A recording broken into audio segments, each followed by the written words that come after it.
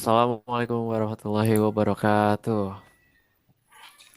Di sini kelompok saya akan menjelaskan presentasi kami itu estimasi harga mobil bekas menggunakan data mining.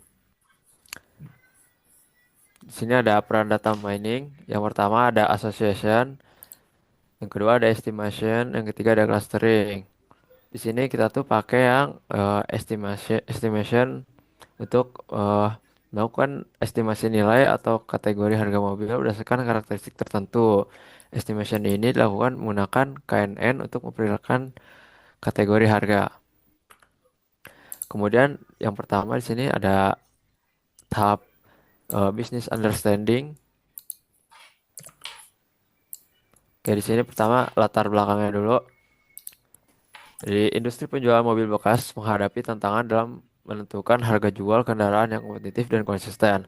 Harga mobil bekas dipengaruhi oleh berbagai faktor seperti usia kendaraan, jarak tempuh, spesifikasi, dan lainnya. Penentuan harga yang tidak dapat menyebabkan harga tidak sesuai pasar, stok mobil menumpuk, dan potensi kerugian bagi dealer. Lalu, manfaat bisnis ini dari bisnis organisasi ini itu yang pertama, menjadi alat bantu penentu harga mobil bekas. Terus yang kedua, membantu pengelolaan stok mobil secara lebih terstruktur. Lalu yang ketiga, menjadi dasar pengambilan keputusan berbasis data. Nah, sini ada tujuannya.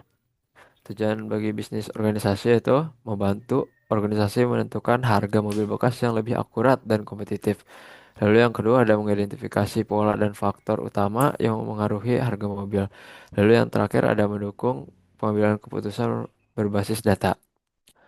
Kemudian ada pertanyaan bisnis nih. Faktor apa saja yang paling berpengaruh terhadap harga mobil Toyota bekas ini? Lalu bagaimana cara memperkirakan kategori harga mobil baru? Selanjutnya ada kriteria keberhasilan. Pertama ada estimasi harga yang dihasilkan mendekati kondisi pasar. Lalu yang kedua ada hasil analisis mudah dipahami oleh pengguna non-teknis. Lalu yang ketiga ada tingkat akurasi modal yang memadai dan kemudahan interpretasi hasil WK. Kemudian ada batasan dan asumsi. Batasannya itu dataset hanya mencakup data mobil Toyota saja. Data bersifat statis dan tidak real time. Lalu ada asumsinya. Data dianggap mempresentasikan kondisi pasar mobil bekas, harga pada dataset mencerminkan harga pasar yang wajar. Lalu dilanjut oleh rekan saya.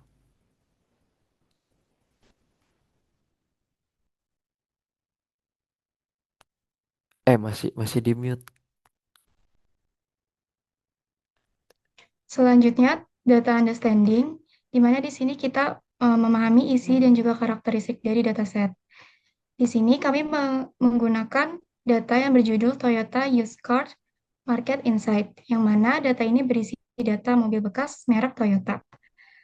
Untuk pengolahan datanya, menggunakan software WK sebagai tools utama. Dan juga dataset ini berasal dari Kaggle, yang merupakan salah satu website penyedia dataset untuk keperluan data analis. Selanjutnya, dataset ini berisi 6.738 data dengan total 9 atribut. Atributnya terdiri dari atribut numerik, price, seperti price, mileage, year, dan engine size, serta atribut kategorikal seperti transmission dan full type.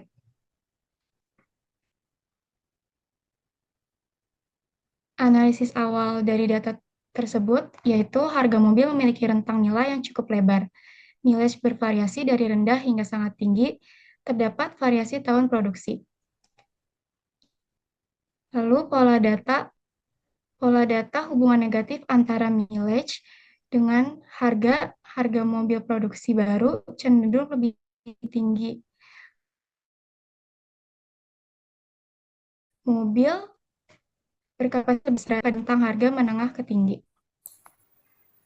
Oke, untuk selanjutnya ada di tahap data preparation. Next. Nah, ini bisa dilihat data cleaning yang kita filter itu berupa atributnya. Nah, data preparation itu biasanya di mana mengolah data Toyota ini agar siap digunakan oleh algoritma SMOREG atau linear regression-nya.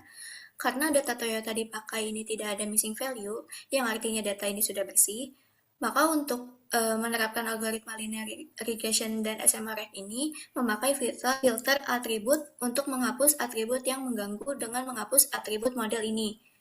Nah, ini bisa dilihat setelah atribut modelnya dihapus, total 9 atribut tadi menjadi 8 atribut, yang dimana hal ini dilakukan karena atribut dengan banyak kategori atau varian seperti model atau bisa memperlambat dan membuat model bingung atau overfitting.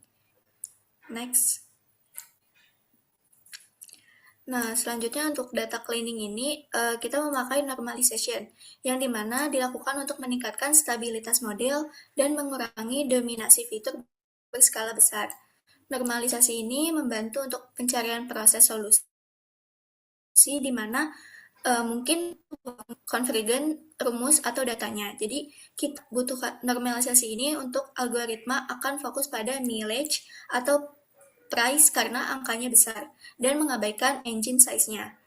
Nah, mengapa? Karena normalisasi memaksa semua angka masuk ke rentan yang sama, biasanya 0 hingga angka 1, agar kontribusinya setara. Oke, next. Lanjutkan dengan rekan saya. Selanjutnya adalah tahap modeling. Pada tahap modeling ini kami membangun model prediksi menggunakan linear regression. Tujuan tahap ini adalah untuk mengetahui hubungan antara variabel independen seperti tahun kendaraan, kapasitas mesin, jarak tempuh, dan jenis transmisi terhadap harga mobil. Next.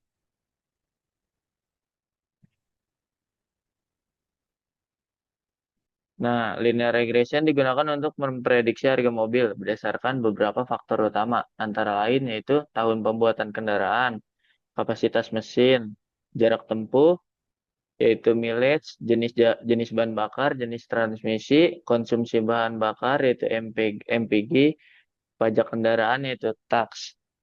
Nah, hasil dari model linear regression menunjukkan bahwa linear regression memiliki kinerja yang cukup baik terhadap dataset yang digunakan. Nilai correlation coefficient sebesar 0,8867 yang menandakan bahwa prediksi harga mobil cukup mendekati harga sebenarnya. Nilai error relatif tergolong rendah sehingga model dapat dikatakan presisi dan stabil dalam melakukan prediksi. Hal ini menunjukkan bahwa hubungan antara variabel input dan harga mobil dapat dijelaskan dengan baik oleh model linear. Berdasarkan hasil model, faktor yang paling berpengaruh terhadap harga mobil adalah tahun pembuatan.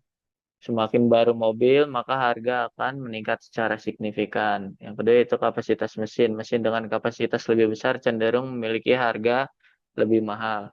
Terus yang ketiga itu jarak tempuh. Semakin tinggi jarak tempuh, harga mobil cenderung menurun karena tingkat pemakaian yang lebih tinggi.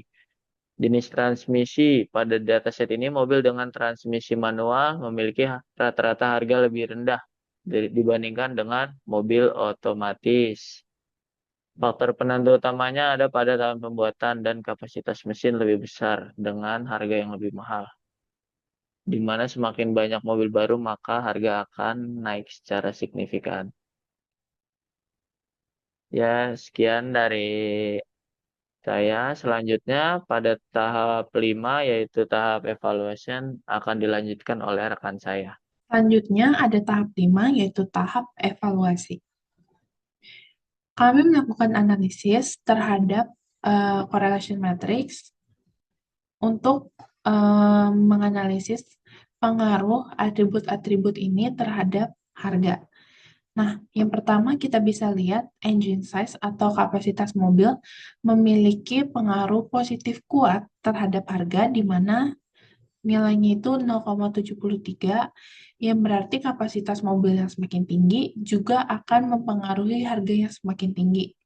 Nah, selanjutnya juga ada year memiliki pengaruh positif sedang terhadap harga yaitu nilainya 0,42 di mana mobil dengan keluaran terbaru atau semakin baru dia akan memiliki harga yang lebih tinggi. Nah, selanjutnya kita dapat lihat pada atribut mileage atau jarak tempuh, dia memiliki pengaruh negatif yang berarti dengan semakin tingginya jarak tempuh, berarti harganya justru akan semakin menurun. Nah, untuk yang paling rendah yaitu pada MPG, dia akan memiliki pengaruh yang relatif lebih kecil atau yang paling kecil terhadap atribut harga.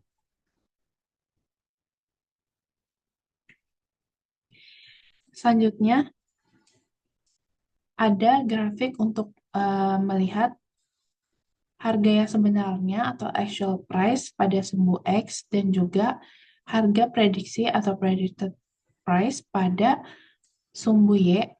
Nah, secara ideal titik data akan berada di sekitar garis diagonal yang menandakan bahwa nilai prediksi mendekati dengan nilai actual atau nilai yang sebenarnya. Nah, dapat terlihat bahwa sebagian besar titik mengikuti pola naik. Nah, ini disimpulkan bahwa model mampu menangkap tren umum harga mobil dengan cukup baik. Namun, bisa dilihat juga beberapa ada titik yang rendah dan juga titik yang tinggi. Nah, ini menandakan bahwa model masih memiliki error pada beberapa kasus ekstrim dan dapat diperbaiki lagi untuk kedepannya. Selanjutnya, ada tahap deployment atau penerapan dari evaluasi yang sebelumnya sudah dilakukan. Nah, tahap deployment pada penelitian ini dilakukan dengan memanfaatkan hasil model data mining sebagai alat bantu pengambilan keputusan organisasi jual beli mobil bekas. Model estimation digunakan sebagai pedoman untuk menentukan harga mobil berdasarkan karakteristik kendaraan selanjutnya. Untuk menentukan harga dapat lebih baik dan juga memperkirakan harganya bagaimana sih yang optimal dan akan terjual dengan baik, seperti itu. Kesimpulannya, berdasarkan hasil pemodelan data mining, dapat disimpulkan bahwa tahun pembuatan, jarak tempuh, kapasitas mesin, dan juga jenis transmisi merupakan faktor yang paling berpengaruh terhadap harga mobil Toyota bekas. Nah, hasil evaluasi menunjukkan bahwa linear regression memberikan tingkat akurasi yang baik. Oleh karena itu, kedua model layak digunakan dengan linear regression unggul dari sisi akurasi dan SMORage unggul dari sisi kestabilan model. Sekian presentasi dari kelompok kami. Terima kasih.